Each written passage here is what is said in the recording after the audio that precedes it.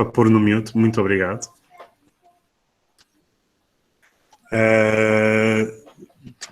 Muito obrigado. Na nossa segunda sessão deste ano do cast, desta vez temos o Mário Pinho para nos fazer a apresentação sobre fundamentos do Git. Ok? Esta sessão está a ser gravada. Eu ia aproveitar aqui para as pessoas, se quiserem falar, que mandem pelo chat as perguntas depois da apresentação do Mário. O Mário faz a sua apresentação e depois, no tempo restante, vamos debater aqui um bocadinho. Ok? E as perguntas e respostas. Mário, o palco é teu.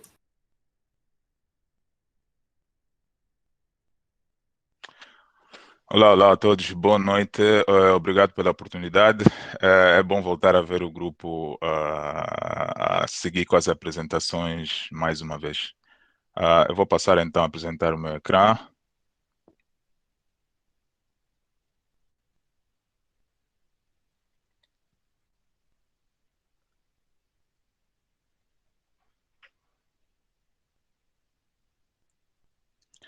Se não virem o ecrã, por favor, digam-me.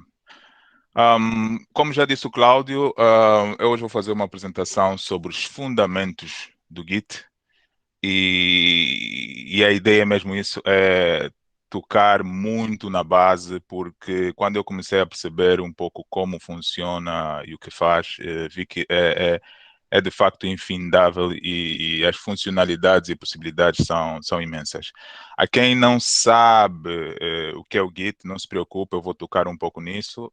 Essa apresentação é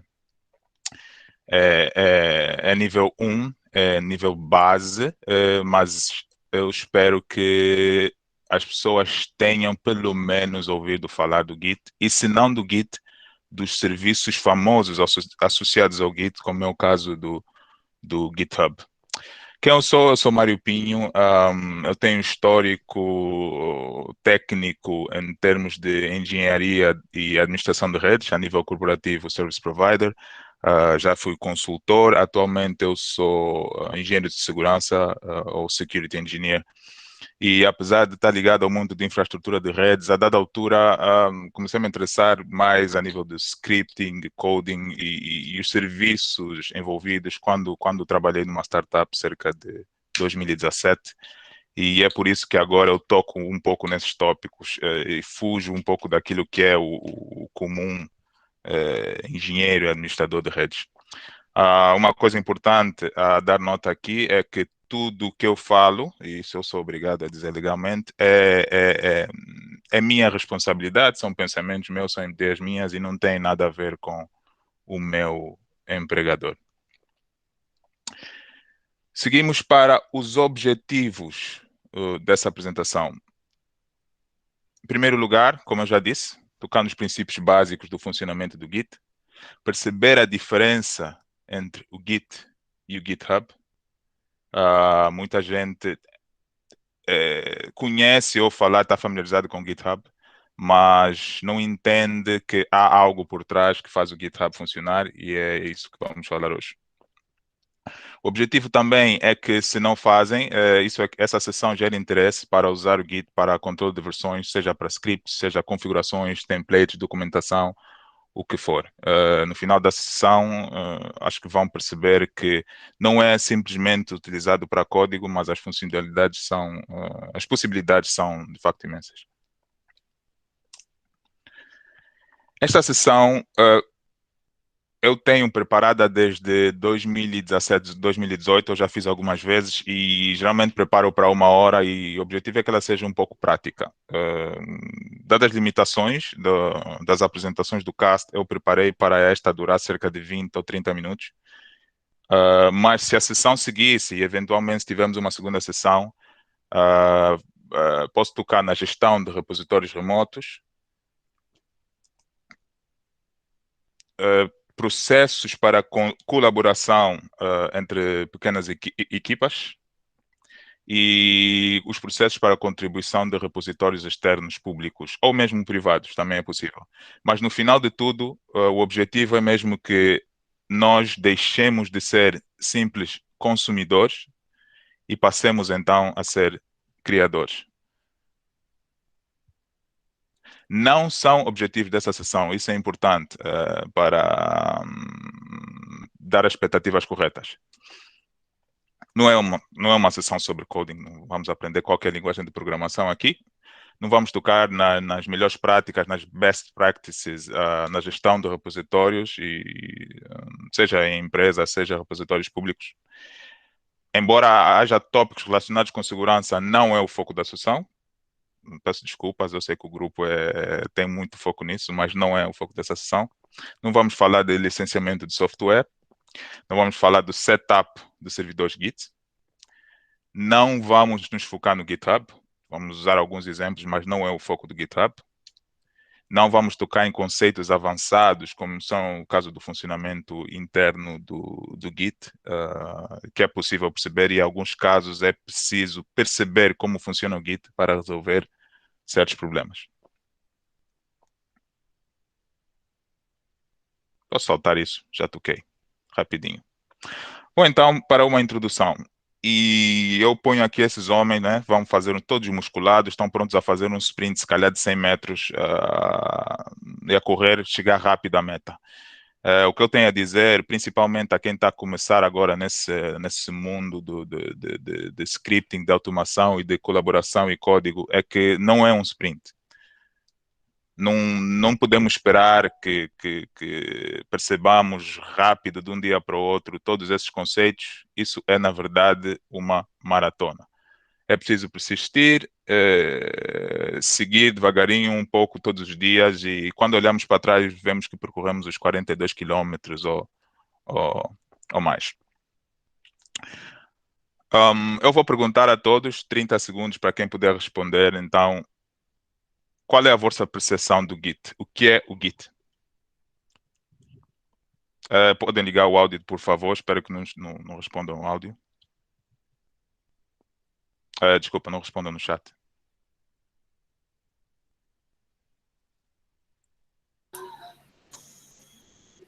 Alguém aí? Temos aqui vários. Manuel Garcia, o Sérgio, Geraldo, Ricardo, Baladão, Hamilton. Não há problema, podemos avançar. Devem estar a cuidar dos vossos bebés, não faz mal. Então, o Git é... Desculpa, Mário. Olha, eu não faço mesmo a mínima ideia do que é o Git. Oh, filha. Olha, não faço a mínima ideia do que é o Git.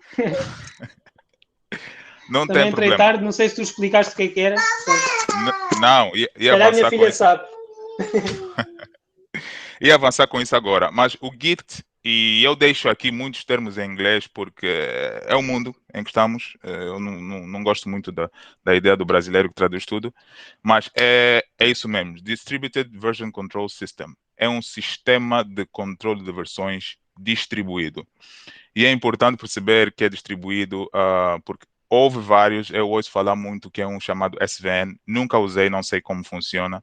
Mas hoje em dia, como se diz, o de facto standard, né, que é o standard que é o normalizado, usado por todo mundo, é o Git.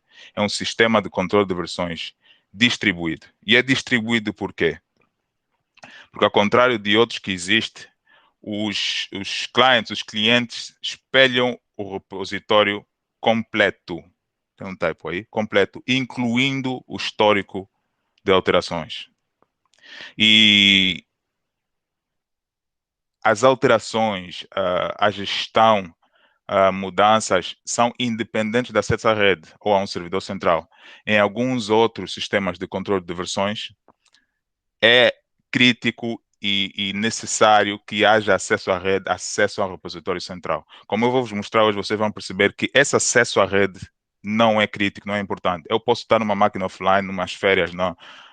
Bahamas, não. No Mussulo, se calhar num local onde não há sinal, eu posso criar um repositório e começar a criar, ou fazer o que se chama um clone do repositório para a minha máquina, começar a trabalhar, fazer as mudanças que tenho, e depois, quando eu tiver acesso à rede, se for um repositório que é de colaboração, eu faço o upload, há um termo para isso, faço o push para o repositório central, e o resto da equipa tem acesso àquilo que eu tive a trabalhar durante a minha semana no Mussulo. O Git foi criado em 2005 por Linus Torvalds, o nome deve ser familiar, é o criador do Linux. E foi usado para justamente para ser usado como uma forma melhor de gerir o código, fazer o controle do histórico do código Linux, do kernel do Linux. Isso para terem uma ideia do poder e as capacidades do Git. Isso aqui é um snapshot do GitHub, do repositório do Linux kernel. Em maio de 2018, havia 750 mil commits, muito rápido, mas eu vou tocar mais à frente. Um commit é um snapshot no tempo, é um estado fechado da configuração e dos ficheiros. Quer dizer que desde que o repositório foi criado até maio de 2018, não me lembro o dia, não interessa muito, havia 750 mil commits. Maio de 2019, foram mais 90 mil para aí, 840 mil commits, e isso eu acho que fiz no princípio desse mês, foram também quase mais 90 mil, tá? Em média de 90 mil commits por ano, portanto, 930 mil commits, e atenção que tudo isso é só em branch único. Portanto, é só para terem uma ideia. Eu não sei se há algum outro repositório com mais commits do que o Linux kernel, mas é para terem uma ideia da potência, das possibilidades e das capacidades do Git para estar a gerir algo tão complexo e com tantos colaboradores como é o kernel do Linux. Por que vamos usar o Git? Eu já toquei muito rápido, mas centralizando, podemos usar para controle de versões e gestão, seja de código ou scripts, templates de configuração. Aqui eu estava muito focado a gestão de equipamentos de rede, configuração de switches e router. Nós sabemos que são ficheiros de texto, mas não precisa ser de ser isso. Vocês podem, se calhar, pensar agora em algum caso vosso, na vossa empresa, ou a nível pessoal, de algo que possa ser usado, principalmente se for texto, mas o que vocês quiserem, de preferência se for texto, mas não precisa necessariamente que seja texto, pode ser usado num repositório Git. Exemplo disso são templates IAC, Infrastructure as Code, seja para Ansible, Terraform, CloudFormation para AWS. O mundo hoje está a subir muito para cloud, e a infraestrutura de cloud é controlada por ficheiros de texto, por templates de texto.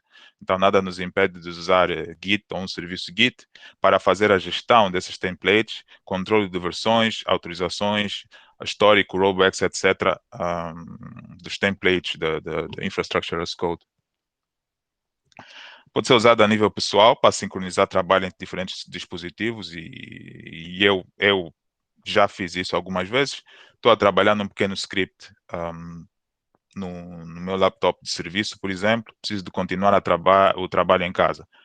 Faço tudo o que tenho a fazer no meu laptop de serviço, faço o push para o repositório central, e depois chego a casa, faço o clone ou o pull de todas as alterações que eu fiz no meu PC de serviço para o meu PC pessoal.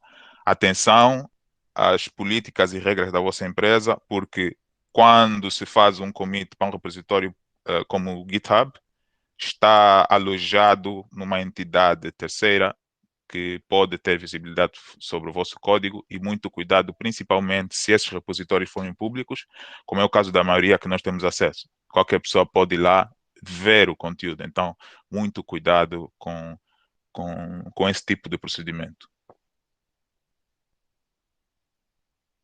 Questões até agora? Eu acho que nenhuma, mas Mário, já começaste a abordar aqui a questão de segurança. O que acabaste de falar não deixa de ser uma questão de segurança, não é? Principalmente se tiver informação proprietária. Exatamente, tem uns salpicos de segurança, mas não é tanto o foco da apresentação, mas sim, tem razão. É uma coisa a ter em conta quando se usa, no fundo, qualquer tipo de serviço que seja alojado em servidores externos.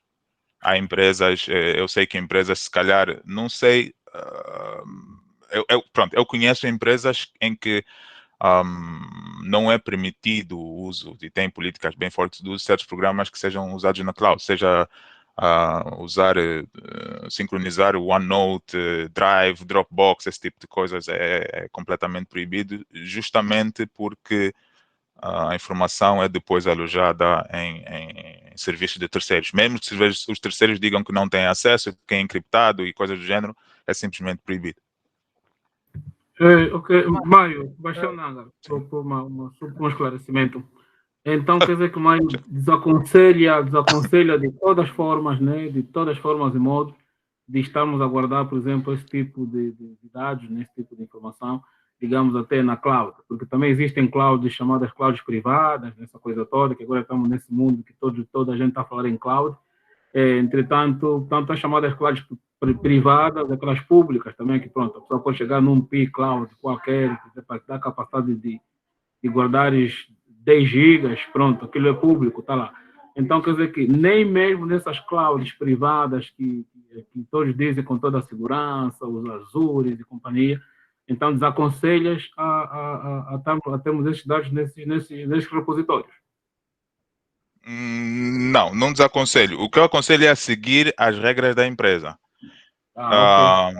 A seguir as regras da empresa. Portanto, as empresas têm as suas regras e podem até definir para parceiros em que o alojamento é permitido sob certas regras.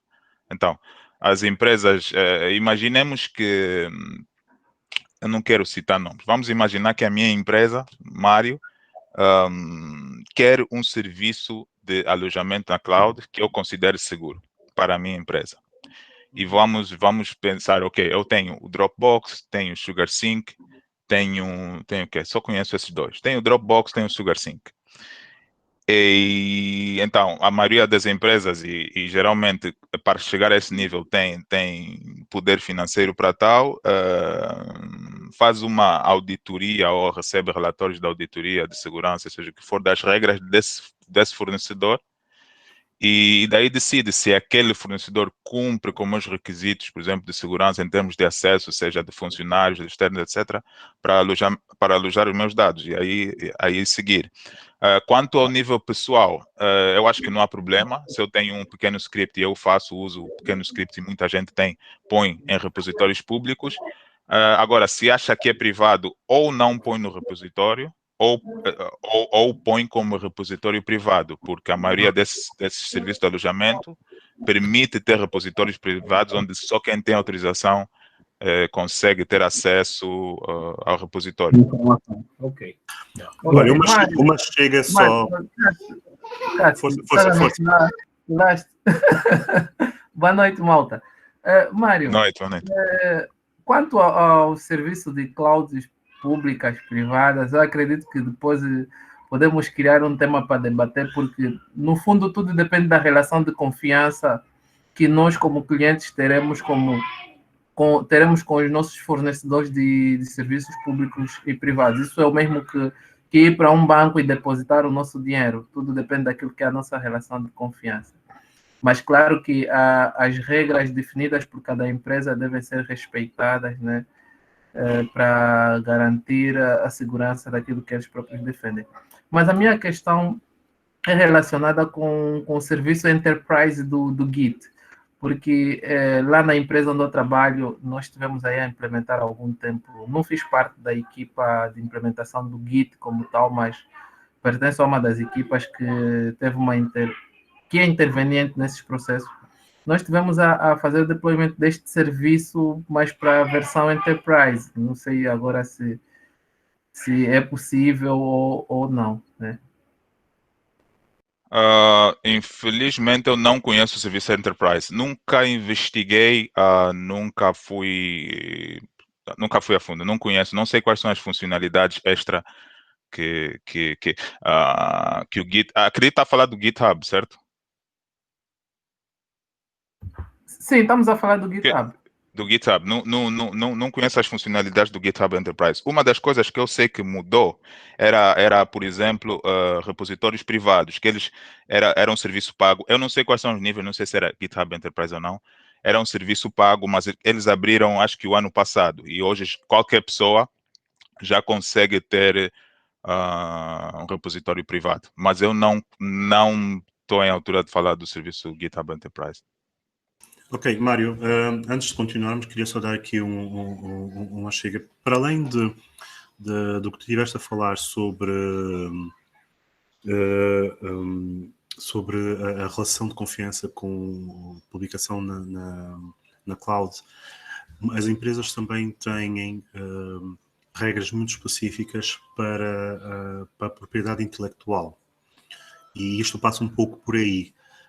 E é muito importante entendermos, principalmente quando estamos a usar os dispositivos das empresas, como é que nós podemos usar os dispositivos das empresas e a propriedade intelectual, alguma coisa, os recursos da empresa, para também com esses serviços na cloud e não só. Okay? Eu acho que também passa um pouco por aí, portanto tenham atenção a isso. Mas Mário, podes continuar. Ok, obrigado. Mbala, foi Mbaladão. Peço desculpa, é algo que se calhar podemos até se calhar abordar numa sessão futura, mas não conheço. Quanto ao que o Cláudio falou que tivemos a falar aqui, desviamos um pouco do tema, mas também é uma solução para isso. Eu vou tocar, acho que daqui a dois slides, há uma solução para quem quer usar Git e não quer usar nenhum serviço alojado. Por que usar Git? Falamos, saltei uns pontos, vocês conseguem ler, saltando. Ainda bem que o Mbala tocou, era mesmo o slide a seguir. O Mbala chamou do Git Enterprise, e nesse slide eu vou tocar na diferença entre os dois. E isso, às vezes, as pessoas fazem confusão.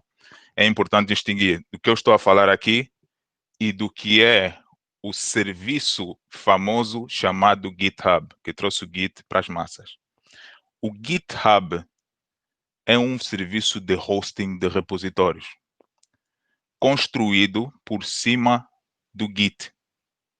O Git é uma aplicação, um serviço, que pode ser instalado tanto com o lado cliente, como pode ser instalado num servidor. Vocês próprios, nas vossas empresas, se quiserem, decidem, hoje vamos ter aqui alojamento do nosso código com Git, e constroem, deve haver, não conheço, mas deve haver formas de construir isso com alta disponibilidade. Fica aqui a ideia, não vou citar nomes, mas tem aqui empresas, tem pessoas aqui de empresas que fazem serviços de cloud locais. Por que não ter um serviço como GitHub local para o nosso país, para Angola?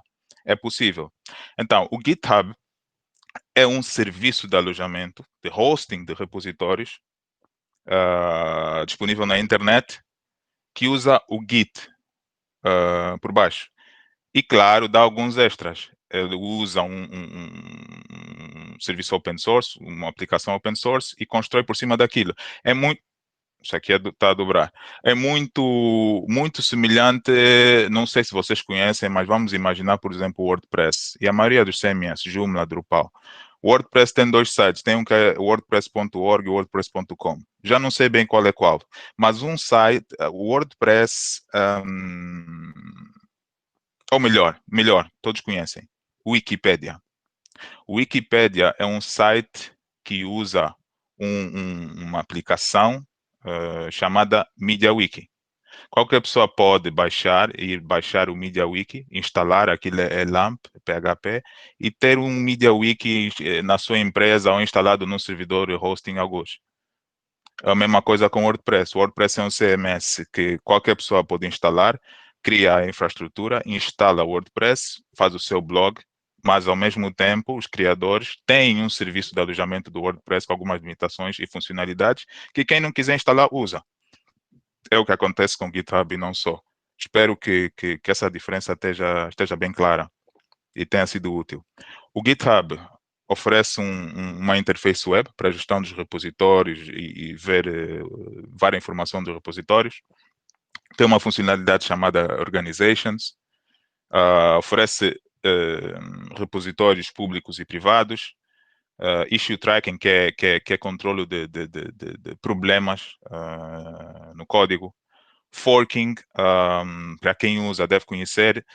Imagina que eu tenho um repositório de alguma aplicação, interessa-me, eu vou buscar aquele repositório e ponho como se fosse um repositório meu, mas no fundo eu copiei todo aquele repositório e pus com todo o seu histórico na minha conta do GitHub. Pull requests é a junção de dois repositórios diferentes com dois users diferentes, depois de um ter trabalhado no outro. Revisão e comentários, criação de wikis e serviços grátis e serviços pagos. Não sou familiarizado, como eu disse, não conheço os serviços pagos, mas há funcionalidades, imagino, malucas dentro do GitHub. E há outros serviços. O GitHub é o mais conhecido, mas há outros. Há, por exemplo, da AWS, que é o Code Commit. Há o Bitbucket, também é bastante conhecido. E o GitLab. O GitLab é até mais integrado. Além de repositórios e Git, tem outras funcionalidades a nível de pipelines para gestão de código. E aquilo que eu toquei há pouco rapidinho, não vamos falar aqui, mas é possível. Eu tenho esses links, eu depois vou recolher todos os links, enviar, se calhar a apresentação. É possível qualquer pessoa instalar o seu próprio servidor Git. E, claro, é código aberto, se conhece o código, depois constrói por cima daquilo. Mas o funcionamento base a nível de gestão de repositórios e centralizar um repositório é possível, é fácil, qualquer um de vocês pode fazer daqui a pouco no VirtualBox, se quiser. Como usar Git? Os endpoints. Há vários clientes. Tem clientes para Linux, Windows, Mac, para móvel e tudo. Não vou passar aqui sobre... não vou tocar na instalação. Isso é simplesmente para vocês verem as possibilidades que há. Se calhar alguns até já estão familiarizados. Vou seguir então para isso demorou. Conceitos do Git. Até agora falamos um alto nível, a utilidade, por que vos interessaria usar Git. Agora então vou entrar para a base do Git. Eu preparei, como eu disse, eu tenho essa apresentação preparada como uma jornada, inclui alguns exercícios práticos, mas eu não vou tocar hoje. Portanto, se em algum momento vocês virem que eu só tenho alguns slides, é por causa disso, mas se calhar ajuda a despertar o vosso interesse. Eu vou pôr aqui alguns tópicos, só para passarem pela vossa mente. São tópicos e palavras que vão ser usadas ao longo da apresentação. Algumas vocês podem conhecer, outras não, mas vai começar já a pipocar a vossa mente, digamos assim. Repositório, já tivemos aqui a falar. Working Directory, é o espaço onde nós trabalhamos. Staging Area. Um commit, como eu disse, o commit é um snapshot da configuração. Branching, é um tópico importante para quem trabalha com código em produção e se calhar vai trabalhar com outras pessoas. Merging, que é no fundo o oposto do branching. Branching separa as trilhas de configuração e o merging junta tudo de novo. Quando, por exemplo, duas pessoas estão a trabalhar em partes de código separadas, depois querem unir o trabalho, fazem um merge. Remotes, fetch, pull e push. São formas de interagir entre um repositório local e um repositório remoto. A jornada começa aqui. Esse aqui é o Totó. Totó trabalha em rede, como vocês veem, tem ali dois switches ou routers ou o que é aquilo. E o Totó vai começar a automatizar a rede dele e aprender Git. Como é que se cria um repositório? E aqui, mais uma vez, estou a falar de Git, nós estamos a falar de GitHub. Quando nós vamos ao GitHub, tem lá um botãozinho, Create a Repository. Aqui não, nós estamos a falar de Git. Git correndo na nossa máquina, no nosso próprio computador. Criar um repositório é simples. O comando é git init, cria um repositório no diretório onde estiver o utilizador no momento. E é possível especificar também um diretório, caso queiram criar num diretório que já existe. Quando se corre esse comando, e o Windows também tem um cliente que usa a linha de comandos, ele cria um repositório. O que é criar um repositório? O que é que acontece por baixo? Vou mostrar um pouco mais à frente. Algumas notas, eu posso criar num diretório existente ou não. Os ficheiros que estão lá não serão alterados. Os ficheiros existentes não vão fazer parte do repositório ainda. Podemos fazer com que sejam ou não. E eles vão estar, os ficheiros existentes vão estar naquilo que se chama Working Directory. Working Directory é o espaço, o diretório e o conjunto de ficheiros naquela pasta de repositório onde nós estamos a trabalhar. Ok? Não significa que tudo aquilo faz parte do repositório, mas aquele espaço, aquelas pastas de ficheiro onde está o repositório é o que nós chamamos de Working Directory. O que é um repositório? O que é um repositório que nós vemos e vemos no GitHub e às vezes fazemos clone e tudo isso? Não é nada mais do que uma base de dados. Tem informação de ficheiros, tem informação de alterações e tem metadata ou metadados de ficheiros. Toda essa informação, essa base de dados, está num ficheiro escondido, numa pasta escondida .git. E eu vou vos mostrar agora, passar um bocadinho só pela prática, sob o risco de passar o meu tempo, mas isto aqui é importante. Não te preocupes com isso, Mário. Segue em frente. Muito obrigado. Depois podem reclamar no Ministério da Educação. Quero ver. Então, essa aqui é uma pasta vazia, né? Espero que todos estejam familiarizados com os comandos base Linux. Eu não vou fazer nada muito crítico aqui, muito complexo. Mas eu estou numa pasta... O Eduardo está aqui a perguntar, Windows 7? Não estou eu tenho Windows 7. É verdade. Eu fiz uma apresentação há 2 semanas e as pessoas disseram a mesma coisa. Mas, Mário, o que é isso? Mas não se preocupem, eu lembro que eu também tive um Mac e instalei Windows no Mac, então eu sou assim. Eu vou criar um repositório especificando o diretório. Ou não, eu vou fazer um diretório aqui, make dir repo. Estou dentro de uma pasta vazia, vou criar um ficheiro. Está lá o ficheiro. Então, estou dentro da pasta repo, tem um ficheiro. Eu faço ls-a, ls-la é um ficheiro que mostra tudo, incluindo ficheiros e pastas escondidas. Só tem o Mário. Quando eu faço git init, initialized empty git repository. Criei um repositório. Ups. O que se passa?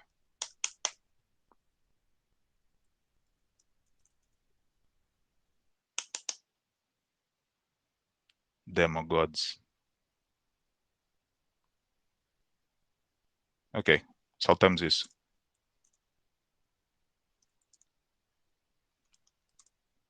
Desculpa, não sei o que se passou. Aquilo é uma VM. A coisa boa das demonstrações live, né? É isso. Ainda bem que eu tenho backup aqui. Essa aqui à esquerda é o meu Windows. Aqui tem desafios, né? Então, eu vou fazer git init nessa pasta. Ele criou um repositório. Se eu fizer ls, que é o equivalente do dir no Windows, eu estou a ver o conteúdo, diz que só tem um ficheiro Mário, mas na verdade o que ele faz é criar uma pasta .git. Essa pasta .git é que o Git reconhece como tendo todo o conteúdo, todo o metadados de um repositório. E mais à frente vamos ver. Então, espero que tenha ficado claro. Um repositório é uma base de dados. O conteúdo de toda essa base de dados está naquela pasta. O que quer dizer que temos flexibilidade. Eu, se quiser mudar um repositório de um computador de uma pasta para outra, não tem muita luta. Eu movo o conteúdo da pasta, incluindo essa pasta escondida, para uma outra pasta e eu movi o repositório. Okay? Com todo o seu histórico, todo o seu conteúdo. O ciclo de vida dos ficheiros dentro do repositório.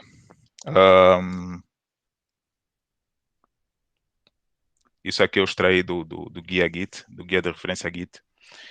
Esse ficheiro que eu criei, chamado o Mário, como eu disse, está no Working Directory, mas não faz parte do repositório.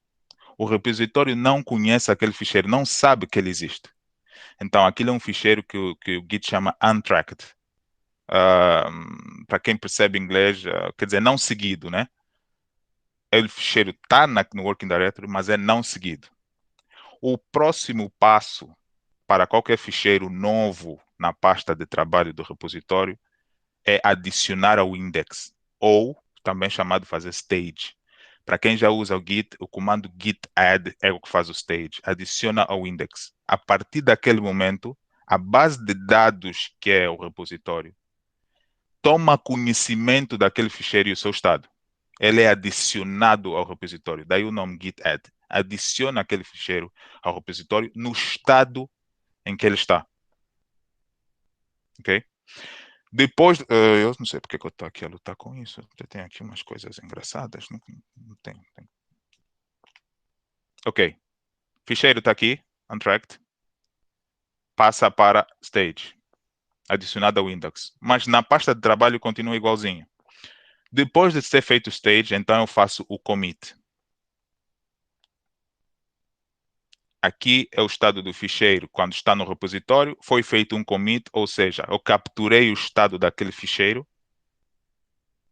e ele está não modificado. A partir daí, ele já está tracked, já é seguido. O repositório já tem conhecimento. Qualquer alteração que eu fizer no ficheiro, eu edito, ele vai passar a um estado que é chamado modified. E aí segue o ciclo. Eu mudo, faço alterações, faço stage, faço um commit, capturo todos aqueles dados, novo commit. E por aí além, é um ciclo. Se eu quiser remover do repositório, há um comando para isso. O ficheiro pode ficar lá, mas ele é untracked. O repositório para de saber do estado daquele ficheiro.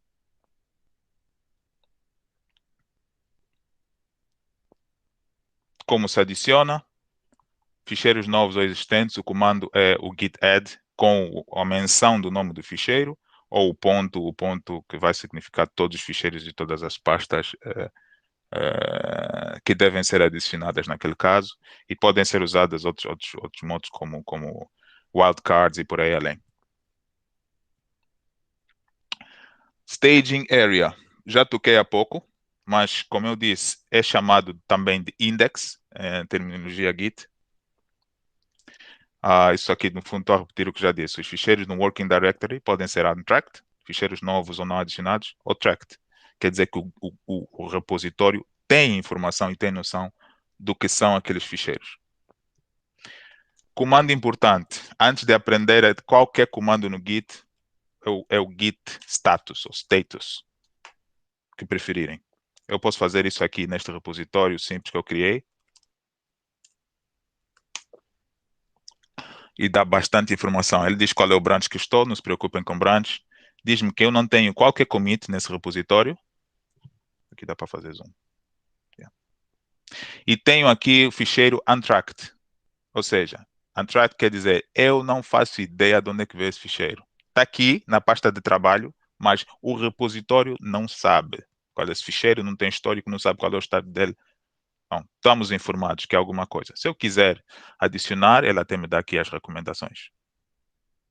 Não foi nada, não tem nada no staging area, não tem nada do index, não tem nada pronto para ser feito commit, mas tem ficheiros untracked. Ok? Aquele é o output do git status. Diz-me qual é o branch que eu estou, o estado dos ficheiros que estão no working directory, se tem ficheiros que estão untracked, quais é que foram modificados desde o último commit e quais são os ficheiros que vão para o próximo commit.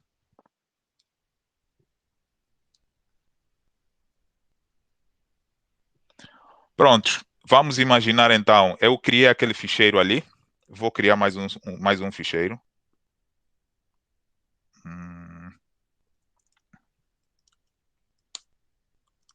Git status, vocês já são mestres, já conhecem, ele já vai me dizer, tenho 2 ficheiros untracked. Eu posso fazer git add ponto, mas não vou fazer ponto, vou fazer Mario. E ele agora já me diz, changes to be committed. Se lembrarem daquele ciclo, primeiro ponto é pôr no staging, o passo a seguir é o commit. Ele me diz que esse ficheiro que eu fiz o add, já está pronto a ser feito o commit, e tenho um ficheiro que ele desconhece, que é o Mario 2. Não vou adicionar. Vou fazer o commit. Aí é que eu queria fazer no Linux para não complicar. Deve ver se isso aqui já voltou.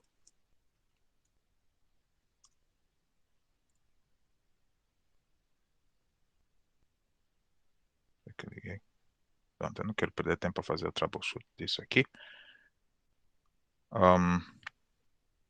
O passo seguinte aqui é o commit. Desenvolvendo um pouco do que é o commit. É um snapshot no tempo, point in time snapshot. Captura o estado dos ficheiros naquele tempo. Se formos olhar para o caso de configurações de rede, por exemplo, eu posso ter um montão de ficheiros de configuração em que cada ficheiro é a configuração de um dispositivo. Quando eu faço um commit, eu capturo o estado do repositório dos vários ficheiros e pastas que há naquele working directory, naquele ponto, e fica gravado. A partir daí, qualquer modificação que seja feita, temos que seguir o ciclo se quisermos, de certa forma, guardar outra vez num commit a seguir. É o snapshot completo, não as diferenças. Isso é importante porque alguns sistemas de controle de versão usavam as diferenças. O Git não, guarda tudo.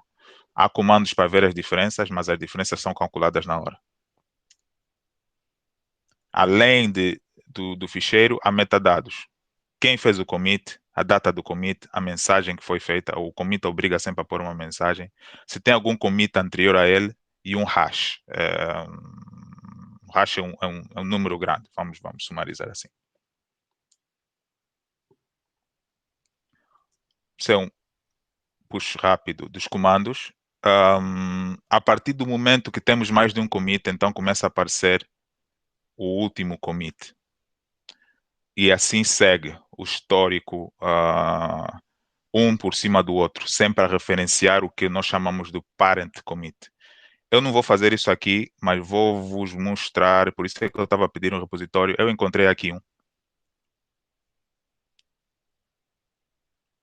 E eu vou fazer o clone. Que é como o nome indica, só faz o clone do repositório. Mas vocês vão ver qual é a diferença entre um repositório e uma pasta. Eu estou a fazer um clone de um repositório, posso dar um nome, TT.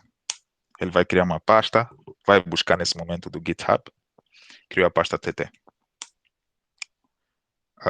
Eu vejo o conteúdo TT, tá tal como mostra aqui no repositório, uma pasta download, readme.md e um ficheiro JPEG, e tem o conteúdo de download. Aqui. Quem tiver interessado, é uma página do meetup.com para esses eventos. Mas o que é interessante aqui? E eu espero que seja interessante para quem já tem usado e feito o clone de repositórios. Como eu disse, o repositório não é simplesmente o estado, é o histórico dos estados. E existe um comando chamado git log.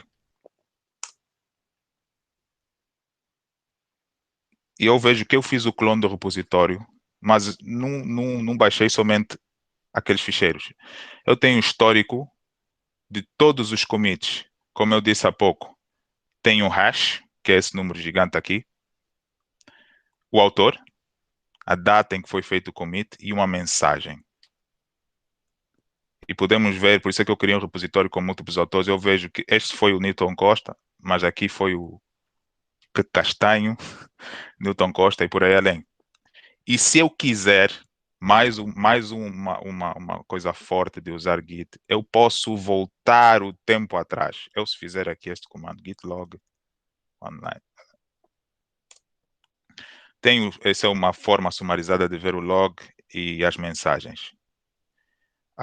Vamos para esse ficheiro, cd download, tem um typo aqui. Cat, acho que está aqui, tem 8 sessões.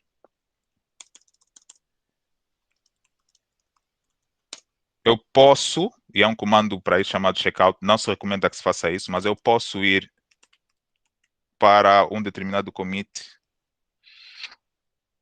aqui, em que ele adicionou o TechTalk 4.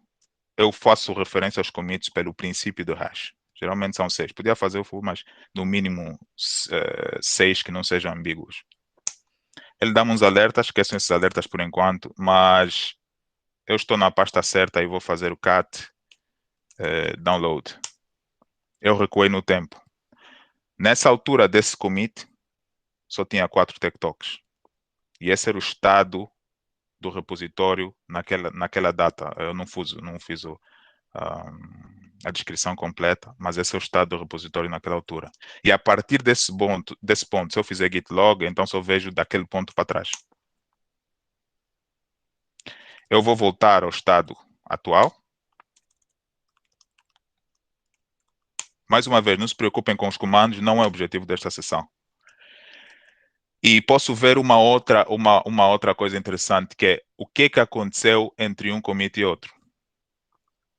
E para isso há um comando chamado git diff. Se eu fizer git diff e mencionar este commit, que é o imediatamente anterior,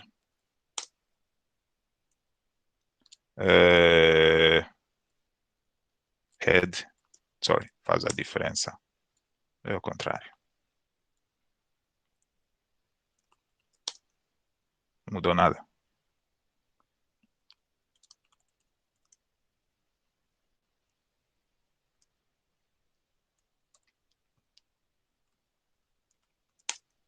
Está aqui.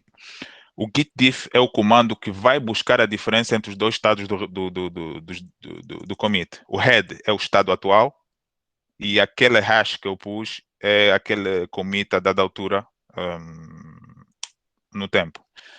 Isto é uma forma de representar diferenças, mas basicamente está-me a dizer que daquele commit até o estado atual só foi adicionado esta linha. Tivessem sido removidas as linhas, ia vir aqui um menos. E eu posso ir ao ponto de verificar quem foi que adicionou essa linha. Se fosse removida uma linha, quem foi que removeu essa linha? Eu vou parar por aqui e saber se há questões.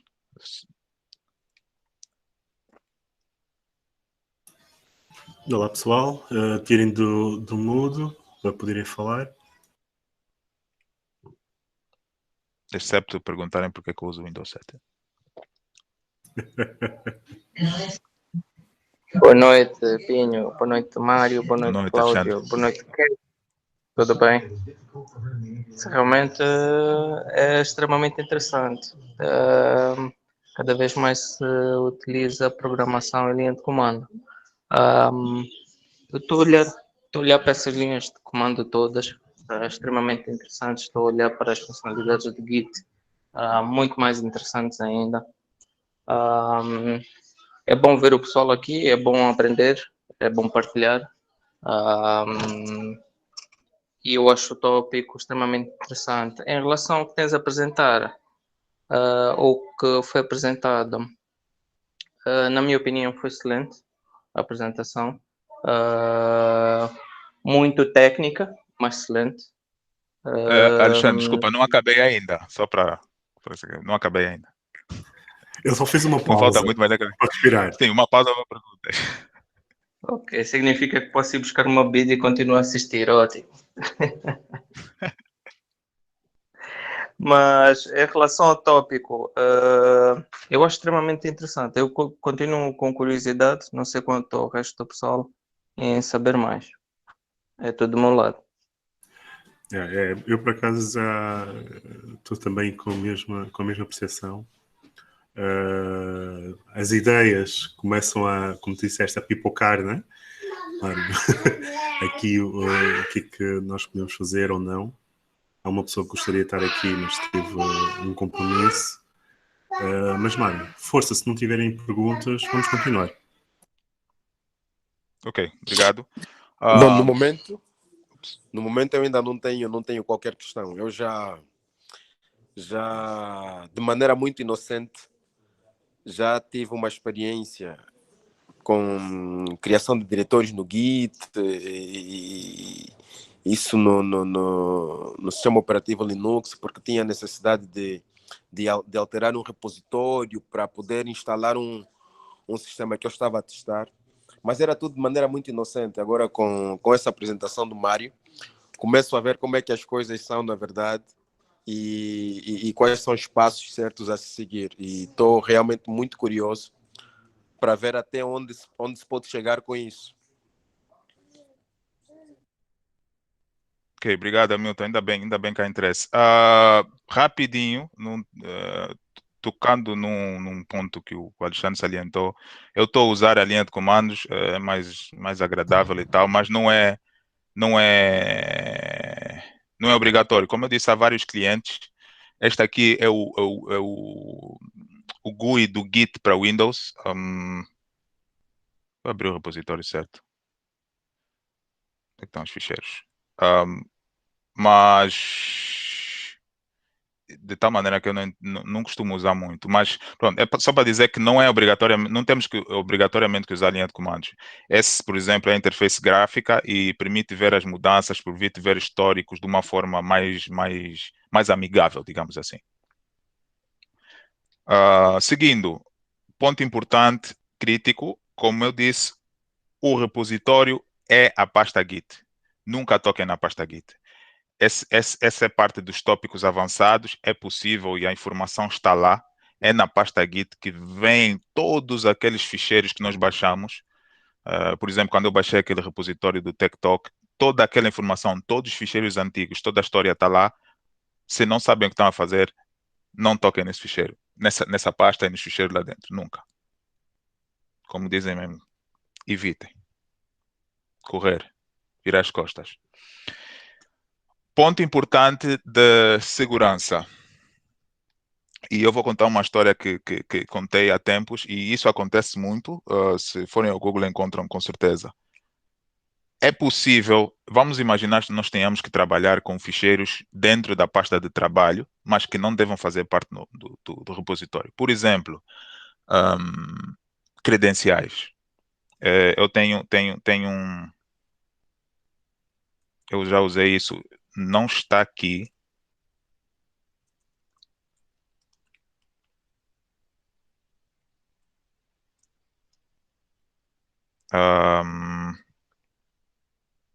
O ficheiro não está aqui porque eu trabalhei em outro computador, mas, por exemplo, esse pedaço de código, onde aqui diz from T import, ele importa um módulo que eu dei o nome de T, simplesmente, que tem as credenciais de acesso à API do Twitter. E esse código está disponível no GitHub, está no meu repositório. Se eu fizesse o push desse código com as credenciais para o GitHub, alguém encontraria e ia abusar da API, com certeza. Voltando à história, eu tive conhecimento de um caso, esse eu tive conhecimento pessoalmente, não vi no artigo, alguém com quem eu trabalhei, que estava a fazer laboratórios num serviço de cloud e usou as credenciais num ficheiro dentro da pasta de trabalho do repositório. Quando ele fez o push, ele mandou o ficheiro das credenciais para o GitHub, num repositório público. No dia seguinte, acordou com uma conta daquele provedor de $40 mil. Isso por quê? Porque há serviços e abusadores, claro, em todo lado, que estão constantemente a fazer scraping de páginas com bots à procura de credenciais. Encontram aquelas credenciais, testam para ver se tem acesso admin. No caso dele, usaram as credenciais. Primeira coisa, e aquilo tem um histórico do serviço, dá para ver, dá um histórico. Primeira coisa foi alterar as permissões daquele user, criar um utilizador novo, apagar o utilizador antigo e começar a levantar VMs para fazer mining de algum tipo de criptomoedas, com as instâncias mais caras, que não tem serviço grátis nem nada. Então, de um dia para o outro, ele acordou com uma conta de $40 mil. Podia ser evitado como? Há um ficheiro chamado .gitignore que pode ser adicionado, é um ficheiro escondido por causa do ponto, mas pode ser adicionado e o Git lê aquele ficheiro naquela pasta para certos nomes específicos de ficheiros ou tipos de ficheiros com wildcards para ignorar e não ser adicionados ao repositório. E o próprio ficheiro gitignore vai para o repositório. Quer dizer que se eu estou a trabalhar com um outro colega que tem as credenciais com um ficheiro do mesmo nome ou do mesmo tipo no seu repositório, o git ignore vai ser propagado e os ficheiros do lado dele também vão ser ignorados. Isso é uma maneira mais fácil. Em vez de eu estar sempre a ver se eu vou adicionar o ficheiro ao repositório ou não, eu simplesmente ponho no git ignore e os ficheiros que fazem match naquele meu critério são ignorados e não são adicionados ao repositório e ficam simplesmente no meu computador. E é importante que isso seja feito logo no princípio, porque se ficheiros já estão e já fazem parte do repositório, o git ignore não vai fazer efeito, porque ficheiros já estão no repositório. E pode ser definido dentro do repositório, ou se nós trabalhamos muito com certos tipos de ficheiros, podemos excluir automaticamente por uma configuração global que faz parte da configuração do Git e vai afetar todos os repositórios. Simplesmente a repetir aquilo que eu já disse. Tem que ser configurado rápido, o mais rápido possível, e lembrar que ficheiros que já estão no repositório não são afetados.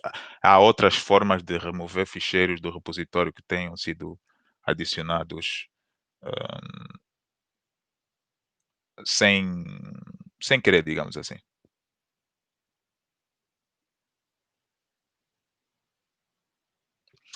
Para fechar, eu vou... Não era suposto ver aqui, não.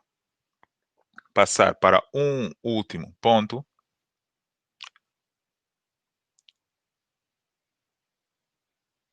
Git log, eu já toquei antes, quando vimos o log do histórico do repositório do Tech Talk. Mas é ajuda. O site do Git, e isso está nas referências, tem documentação completa, eu tenho referências de tutorials, eles têm um livro também grande, muito interessante, que vai do mais básico aos conceitos mais avançados, mas a qualquer momento é possível ter ajuda e o comando é git help. Se eu preciso de ajuda para saber a sintaxe do git log, eu faço git help log. Do git commit, git help commit. Do git branch, git help branch. E eu consigo ter informação de todo e qualquer comando relacionado com Git. Portanto, agora sim, é o fim. Muito obrigado.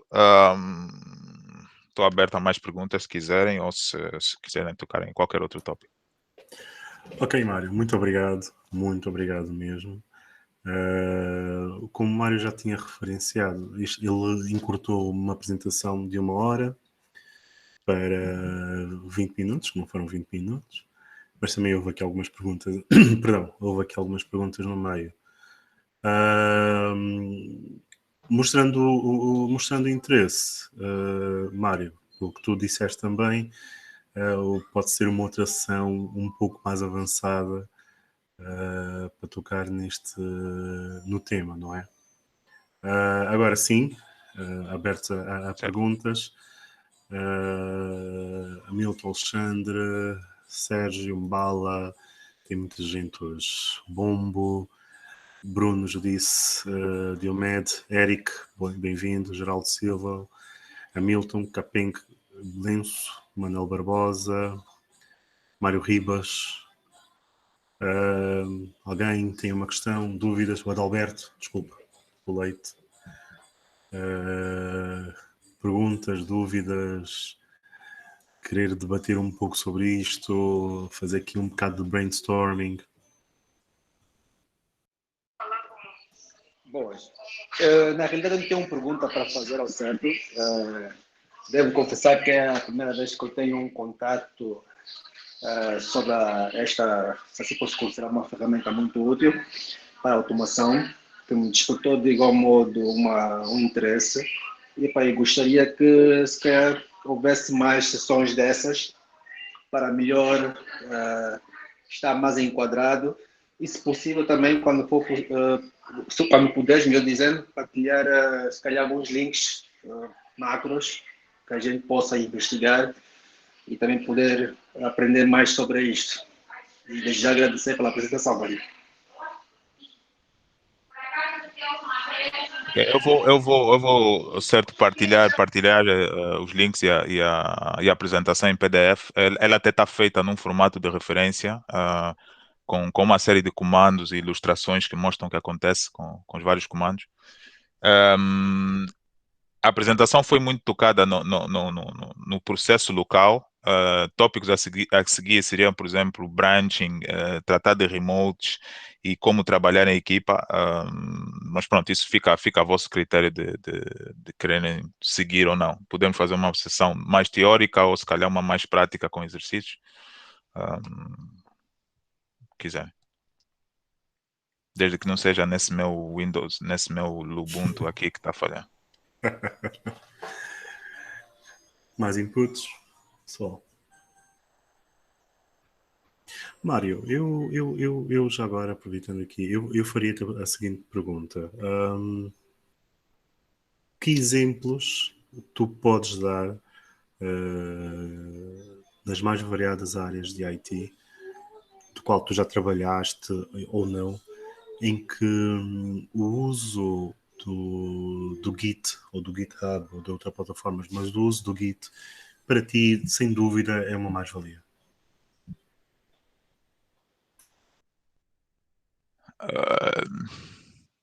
Todas. Olha, eu posso dar.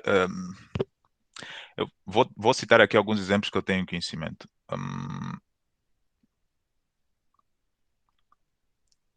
E isso também tocando em funcionalidades extra que o Git ou o GitHub permitem, que eles chamam hooks. Eu tive uma colega que usava o GitHub para um website, por exemplo, e o Git permite ter branches, né, que eles chamam tipo ramas, vamos traduzir assim, em que o website era atualizado sempre, e isso é muito comum, o website era atualizado sempre com a branch chamada master, que era a principal. E eles configuraram de tal maneira que corriam o código, tinham dois sites, podemos chamar de staging ou de test, que seguia um branch, e tinha um que é o master, que é o site principal. E eles configuraram com hooks de tal maneira que sempre que fizessem um commit de código para o branch de teste, por exemplo, o site era atualizado automaticamente. Isso já está a tocar um pouco na parte da automação. Isso é muito comum para os programadores. Quando eles vissem que o site estava pronto, tinham acesso, estava tudo ok, eles faziam um merge o chamado merge daquele branch, que é o de teste, para o merge principal, e aquilo despoletava ações que as alterações eram integradas automaticamente no site principal. Isso, em termos de código, produção, deployment, chamam green, blue deployment, etc., é muito comum. Em casos mais simples, pode ser usado como forma de backup, por exemplo. Mais uma vez, tocando só em ficheiros simples de texto.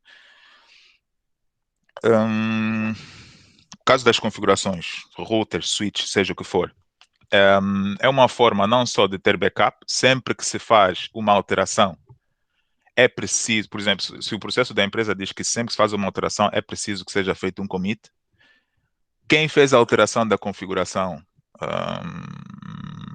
fica marcado no commit, e em algum momento, se houver alguma falha, for preciso voltar à configuração, for preciso verificar, fazer de quem fez determinada configuração, é possível voltar o histórico atrás, fazer rollback do histórico de commits e ver o que aconteceu. Em termos de utilização de Git, já usando serviços como GitHub,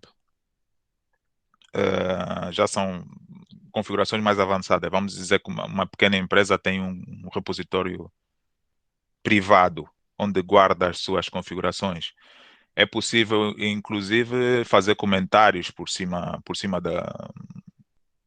das alterações, reportar problemas que depois vão ser trabalhados e vai ter commits e linhas de código específicas associadas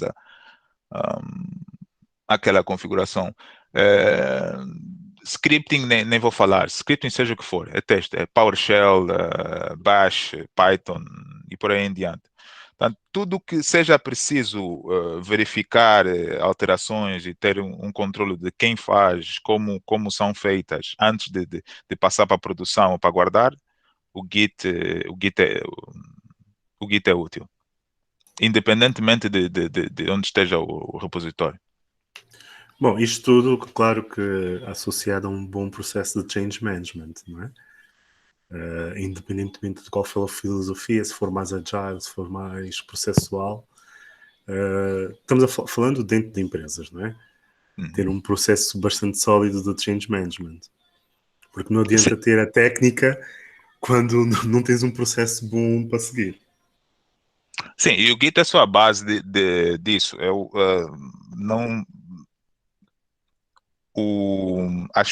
As ferramentas que usam Git, o GitHub é um caso, geralmente são só a base de um processo de change management automatizado. Por exemplo, no caso que eu falei dos branches, a minha colega que usava o site, se calhar isso era manual. Mas há serviços e empresas que têm isso desenvolvido de forma automática, em que não é possível fazer o merge do código do teste para a branch de produção sem que determinadas pessoas marquem, façam review, o code review, comentem e marquem aquilo como estando pronto para passar para a produção. Mas isso já não é relacionado com o Git, mas já é parte de um conjunto maior do que o Git faz parte. Mas é possível, sim, é bem possível. Nesse caso, é o que o GitHub tem, por exemplo, que é quando se faz um fork, eu vi que tu fizeste um fork de um repositório, puxaste um repositório de alguém, fizeste um clone para a tua conta, podes trabalhar sobre ele e depois fazes o que se chama um pull request, em que pedes ao dono do repositório que veja as tuas alterações e se ele quiser altera e põe as tuas alterações no código principal dele, que é o que as pessoas usam, por exemplo. Ok. Pessoal, interagir, perguntar.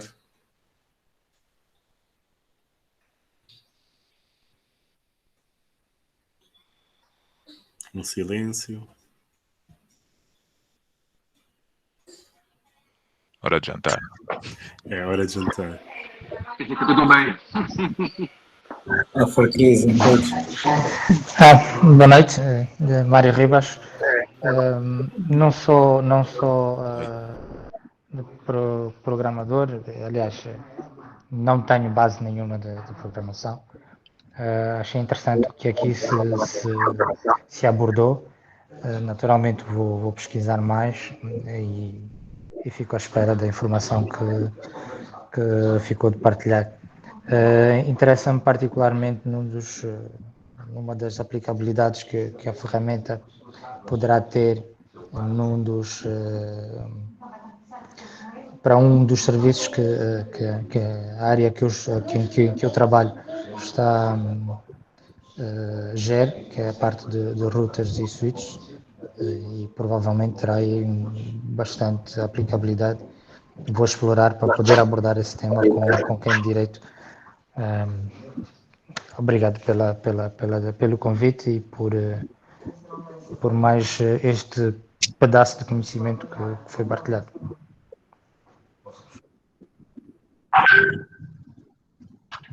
Nada, eu que agradeço. Mário. Boa noite. Noite, Bebetoji. Adalberto. Bem, Mário, hoje por acaso partilhaste o Unicode, vi assim superficialmente. Será que esse Unicode já surgiu com base em alguma experiência no GitHub, no caso? Isso com relação a uma partilha no LinkedIn, não posso comentar. Sinceramente, eu partilhei, achei interessante, mas não usei, não tenho ideia do que está por trás do serviço. Sei qual é o objetivo, não sei se está integrado de alguma maneira com algum tipo de hosting de Git ou não. Portanto, só para deixar claro aqui as pessoas, o Honeycomb é um serviço da AWS que que permite criar aplicações sem conhecimento de código, com aquela coisa de criar user interfaces com drag and drop simples, mas, como disse, não tenho conhecimento, não estudei ainda o serviço, não sei ao certo. Mas é para aplicações bem simples que eles dizem lá no artigo, são aplicações à base de spreadsheet, portanto, com base em linhas, CSV e por aí além. Não é, acho que por enquanto não é nada muito complexo também.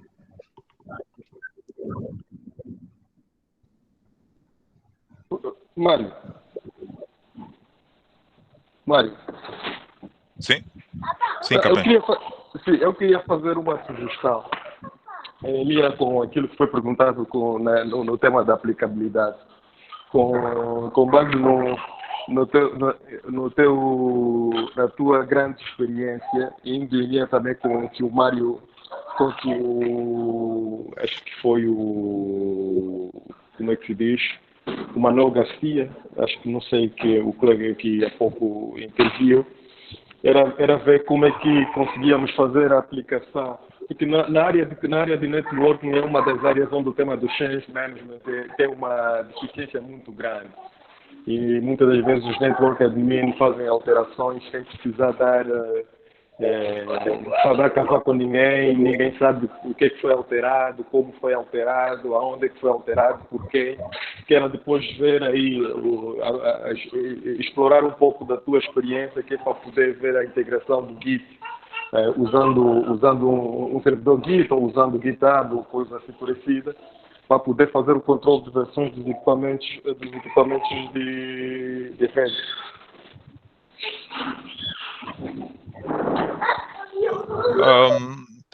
Posso olhar. Bem, eu não sei se disse, né? Mas eu quando nunca usei o Git enquanto trabalhei como administrador ou como consultor de redes. Na verdade, eu aprendi sobre Git bem depois. Na medida do possível, posso ver o que há e como integrar. Se calhar preparar algo focado aí, se for de interesse. Não vai ser algo tão simples assim. Eu, geralmente, quando faço esse tipo de apresentação, isso é uma coisa muito pessoal, eu não foco muito em produtos, foco mais em bases, em conceitos, e o Git é uma base para uma série de outros produtos. Então, eu acredito que há produtos desenvolvidos que usam Git, por exemplo, para a gestão de configurações de produtos de rede. Não conheço nenhum, mas é algo que se calhar pode ser estudado e analisado de alguma maneira. Muito bom. Mais alguma pergunta? Mas, Alberto, se não estiveres a falar, podes pôr no miúdo, por favor. Mais alguma questão? Alguma interação aqui? Não precisa ser uma pergunta propriamente.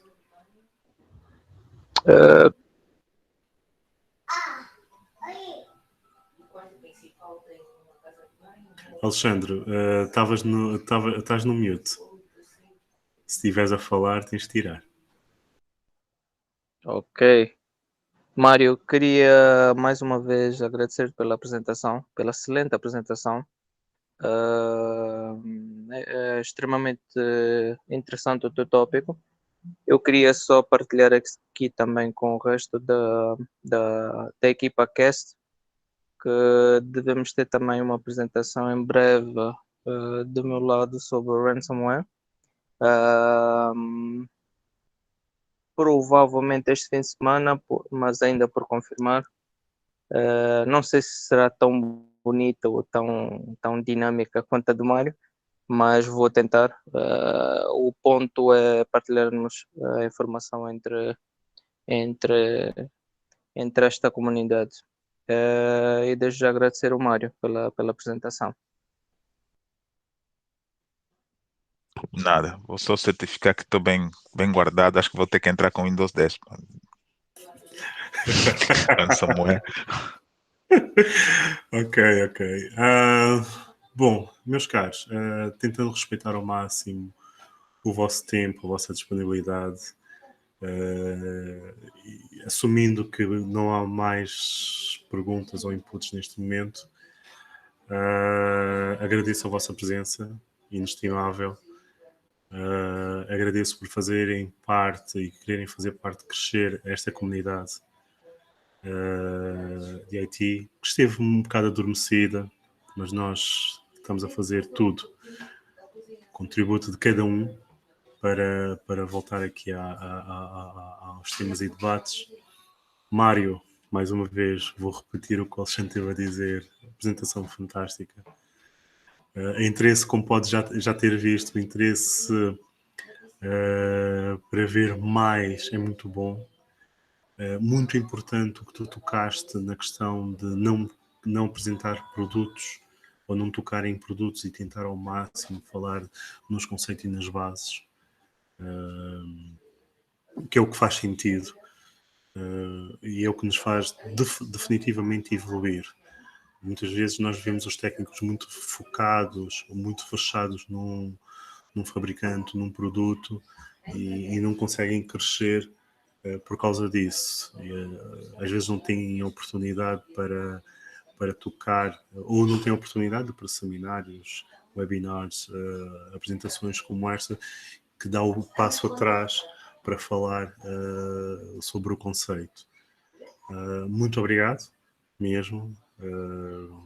Foi difícil pôr-te aqui e quase que não acontecia hoje novamente, mas para já muito obrigado. Continuação de boa noite para todos.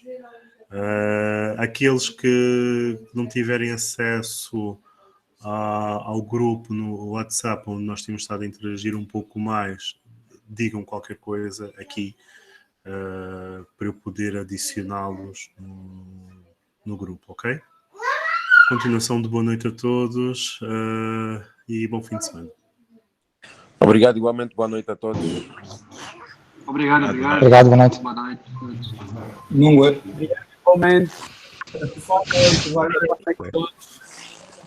Obrigado. Boa noite.